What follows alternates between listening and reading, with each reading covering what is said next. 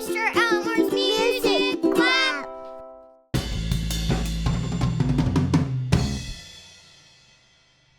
Alright guys, I thought I'd kick it off with that funny little clip. I don't know if you noticed, Fritz actually slammed the... that was actually the winning take number 4, which we're going to get into. He slammed the tom mic. So what I'm going to do is get behind the camera here. I'm going to kind of give you the lay of the land, what went down. That was our very first session.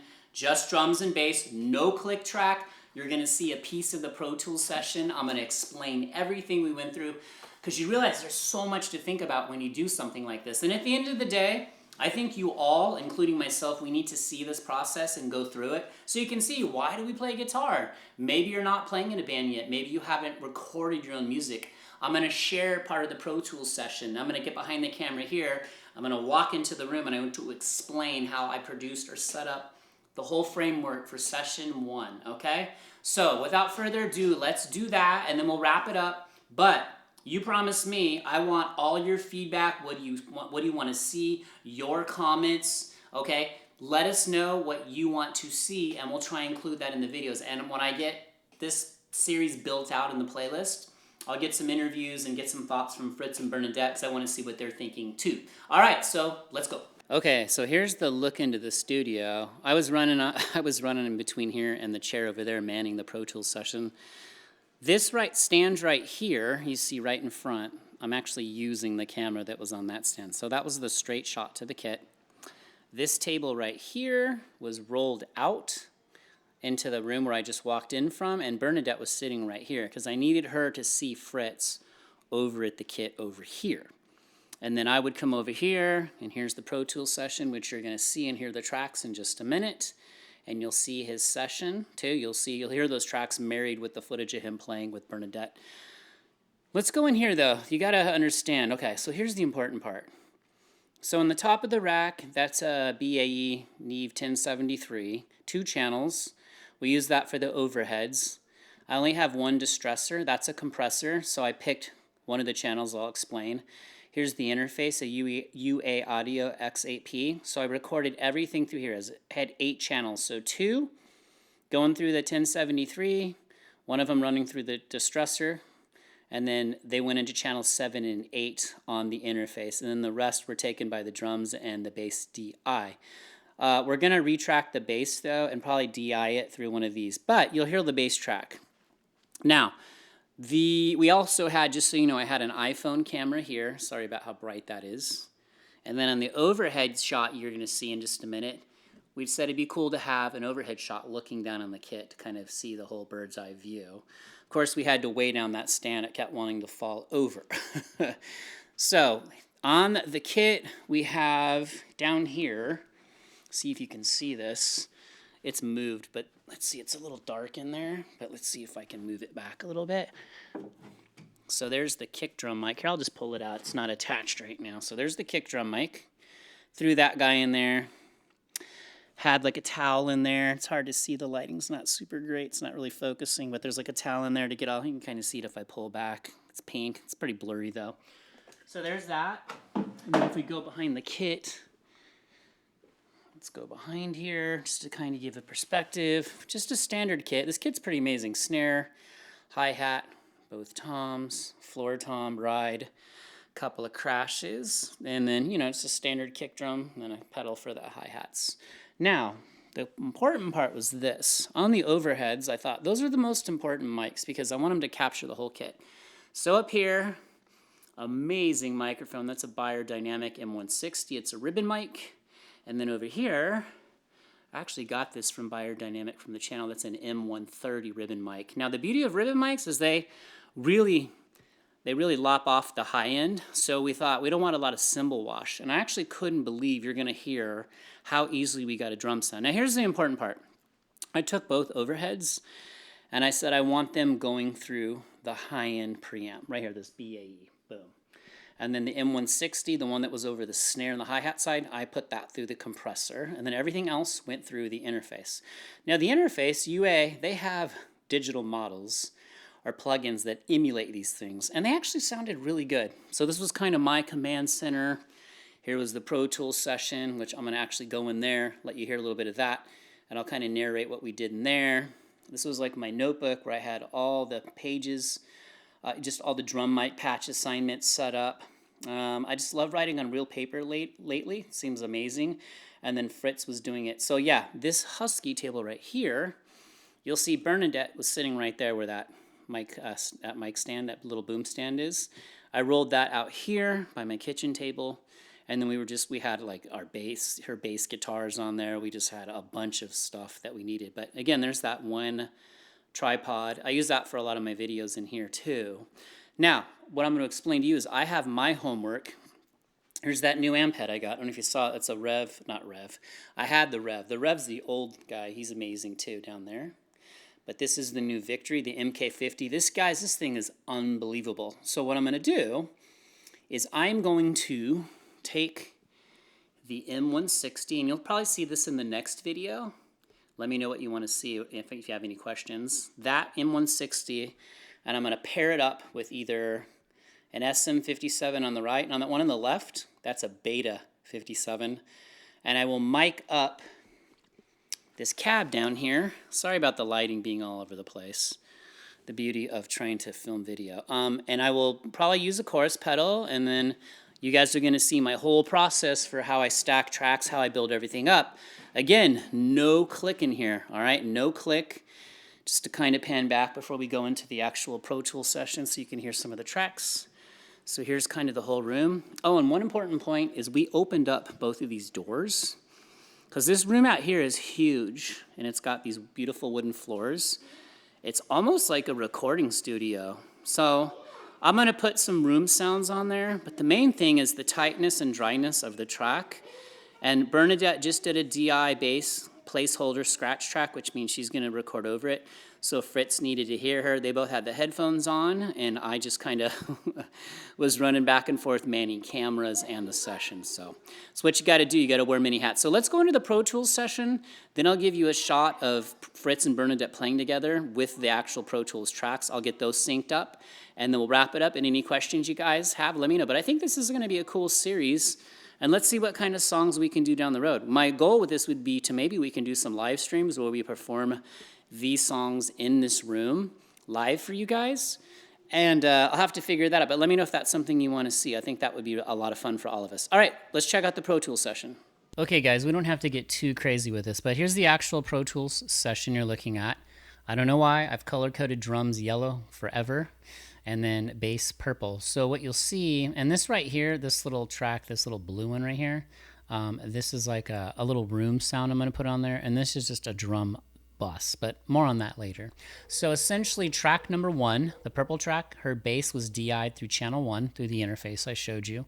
2 through 8 was through the rest of the interface, but remember I had the 2 overheads going through the high-end preamp and then the distressor going through channels 7 and 8. So I clearly labeled everything. We have a kick snare, floor tom, rack tom, left rack tom, right, M130, so that means it's overhead right. I'm talking for drummer's perspective, looking out at the audience. M160 left, that's the one that's over the snare and, you know, the hi-hat. So I thought, but I want you to kind of hear, and then her bass is DI'd again. So you're going to hear, I want you to see as we stack these tracks up, what it sounds like. So here are the drums and the bass, and just kind of give you a little sneak peek here. Let's go.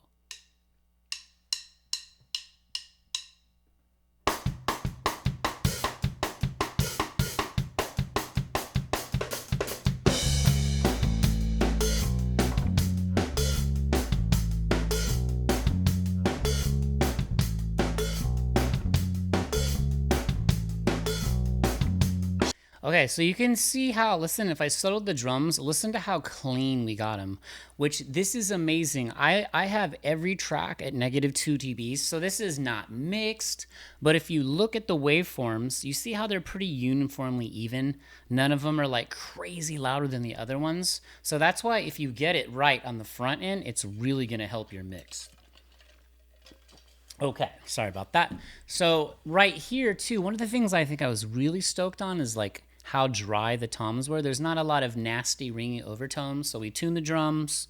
I have these little snare weight things that dampen them. I like a quick hit with a quick attack, and I don't want a lot of decay because as the tracks build up, it's gonna get harder and harder to mix that. So listen to these toms right here.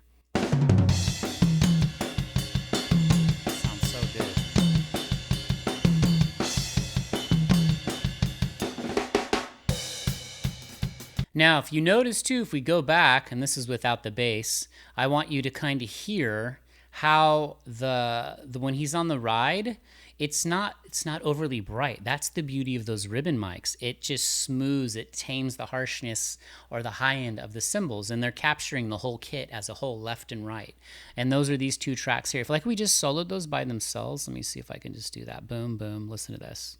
These are just the overheads.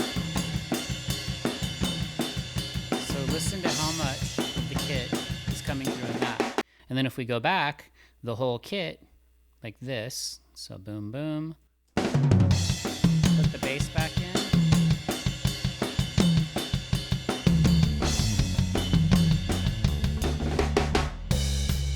There's that little breakdown.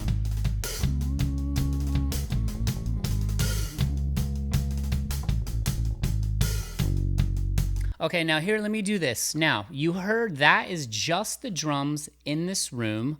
I have so much like to work with, right? It's amazing. We were like kind of shocked at how good it turned out and how easy that was. But if you get really good gear, like and good microphones and get things right at the source, and we didn't even really experiment moving anything around. So I'm excited to keep recording in here like that. Now, I will show you one thing I'm going to do before we leave this, and I actually show you guys a little clip of them playing the footage. And anything you want to learn about recording, like in production, this is production. So you see this session's raw. Like you're going to see as I add in my tracks, this isn't my mixing template. This is just the tip of the iceberg. But what I want to show you is there's this plugin called Ocean Way. And what this is these are room simulators. So they go into all these famous studios, Ocean Way, and they let you capture the room. You can take the drums and everything and give it this cohesive feel and put it in this room. Actually, I'm going to drag it onto the bass. So with it bypassed, it sounds like this. Let me mute the bass. This is without it. And then I'm going to put it on. You're going to hear it kind of glues everything together. Even though it's in this room, I want it in that room. Listen.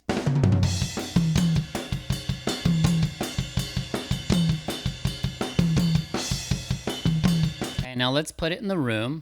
And just so you know too, these little guys right here, these little faders, this is how much of each track you want sent to the room. So with the overheads, I send a little more because obviously the overheads would be in the room. Just picture them in this room. I usually do like the snare, but let's put the bass in there a little bit just to kind of give it some vibe. It's got some, let's just see what it sounds like when I put the track on. So now it's not bypassed. Listen to this.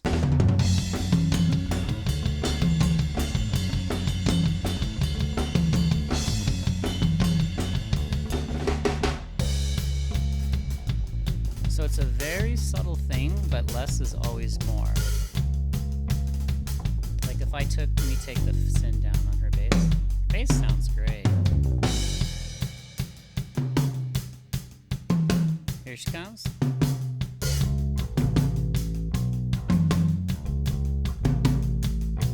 So there you guys go. So kind of the lay of the land. I think this will be fascinating for you to see in every video we put out in this little series, this little playlist, to see how they start stacking. And then I want you to see from ground zero for nothing. How do you do this? This is to inspire you guys and get you guys to try your hand at these kind of things. And like any questions you have, drop them in the comments. I will help you. That's what I'm here for. That's what I want to do, inspire you to create. So we figured it'd be cool to start with a cover that we all know and love.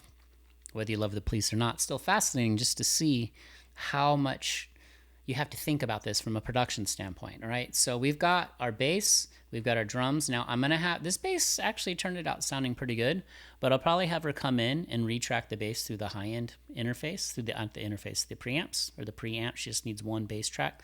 I usually duplicate that. I'll show you my whole mixing process and how I do that. So now, let me bounce this out. It'll be rough, but I'm going to try and marry it up with the video footage, and you can see a little clip of the winning performance. I'll see what I can do, and then we'll wrap this thing up. So let me know if you're enjoying this kind of thing, and we'll keep it rolling. Oh, yeah, and a funny story, too. Both of my dogs, they were in the room. It was so loud. I had earplugs in, but they were in here the whole time just like laying on the floor like nothing was happening. So I nicknamed them Dog Society. That's like their little band name, so I call them Studio Dogs, but I'm sure you guys know. Let me know if your pets love hanging out in the studio with you. All right, let's go check out the actual performance, and you can hear these tracks with it, and you can see how we progress this and produce it. Here we go.